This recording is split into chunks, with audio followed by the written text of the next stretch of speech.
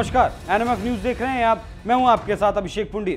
भारत चीन की दुश्मनी जग जाहिर है, लेकिन अब भारत चीन की दुश्मनी चरम पर पहुंच चुकी है। चीन 2 जगहों पर हमला कर चुका है और पिछले 2 सालों से लद्दाख में कई पॉइंट पर कब्जा कर बैठा है, लेकिन हटने का नाम नहीं ले रहा। ऐसे में हटने को लेकर कई राउंड की बैठक भी हो चुकी है, लेकिन मानने के लिए चीन तैयार नहीं है। इसी बीच भारत ने रूस से तेल की कीमत को चीन मुद्रा युआन में देकर सबको चौंका दिया। इस रिपोर्ट में देखिए, चीन और अमेरिका में जो नंबर 1 की बादशाहत हो रही है वो पैसे को लेकर भी है। जैसे चीन की सोच है कि अमेरिकी डॉलर को रोक दिया जाएगा तो अमेरिका टूट जाएगा, और इसीलिए काम भी कर रहा है। इसी बीच रूस यूक्रेन युद्ध को लेकर दुनिया दो फाड़ है और अमेरिका प्रतिबंध खेल रहा है। इसी बीच रूसी व्यापार पर प्रतिबंध है, लेकिन रूस अपना काम चलाने के लिए दूसरी मुद्राओं में काम चला रहा है। ऐसा ही कुछ रूस भारत के रिश्तों को लेकर भी है। रूस से भारत तेल खरीद रहा है और उसका भुगतान रुपये में कर रहा है, लेकिन अचानक रुपये में भुगतान को लेकर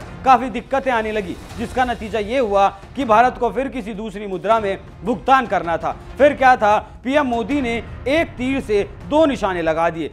पहला कि रूस को तेल का दाम मिल गया और चीन की खुशी का ठिकाना नहीं रहा। बात दरअसल ये है कि भारत ने डॉलर की जगह युआन का इस्तेमाल करना शुरू किया है। रॉयटर्स की एक रिपोर्ट के मुताबिक भारतीय रिफाइनर रूस से आ रहे कच्चे तेल का कुछ पेमेंट अब डॉलर की जगह चीन की करेंसी युआन में कर रहे हैं।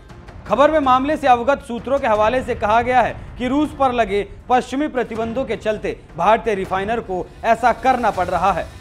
आप जानते हैं कि रूस ने पिछले साल फरवरी में यूक्रेन पर हमला कर दिया था। उसके बाद से अभी तक हालात सामान्य नहीं हो पाए हैं। पूर्वी यूरोप में युद्ध जारी है। इसके चलते अमेरिका की अगुवाई में पश्चिमी देशों ने रूस के ऊपर कई कड़े आर्थिक प्रतिबंध लगाए हैं। इन प्रतिबंधों के कारण भारतीय रिफाइनर रूसी कच्चे तेल का पेमेंट डॉलर में नहीं कर पा रहे थे। रूस पर लगे प्रतिबंधों का ही ये असर है कि वैश्विक व्यापार में भी बड़े बदलाव देखने को मिले हैं। रूस अभी भारत के लिए कच्चे तेल का सबसे बड़ा सप्लायर बन चुका है और भारत उसका सबसे बड़ा खरीदार बन गया है। इसी बीच भुगतान को लेकर समस्या खड़ी हो गई। फिर भारतीय अधिकारियों ने सरकार को सुझाव दिया कि रूसी कच्चे तेल का कुछ पेमेंट युआन में कर दिया जाए, और यह पेमेंट युआन में कर दिया गया। और यह घटना ऐसे वक्त पर हुई है जब चीन अपनी करेंसी को नई ग्लोबल करेंसी के रूप में प्रचारित कर रहा है। डॉलर लंबे समय से ग्लोबल करेंसी की भूमिका में है, हालांकि मौजूदा हालत में डॉलर का दबदबा कम होता नजर आ रहा है। रूस के ऊपर प्रतिबंधों से भी